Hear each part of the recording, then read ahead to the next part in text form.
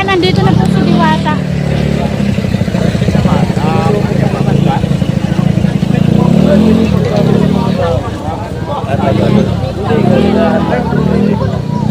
Ay, Ria Gallardo Vlog.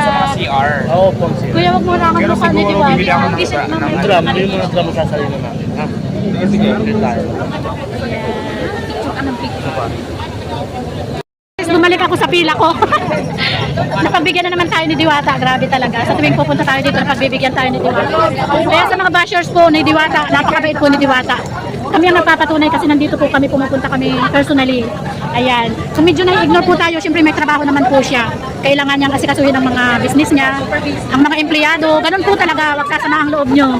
Kasi kami po talagang hinihintay namin kung kailan kami mapagbibigyan. Ganun po. So, sa lahat ng nagbabas kay Diwata, napakabuti po ni Diwata, napakabait. Kami ang magpapatunay na pumupunta dito ng personal.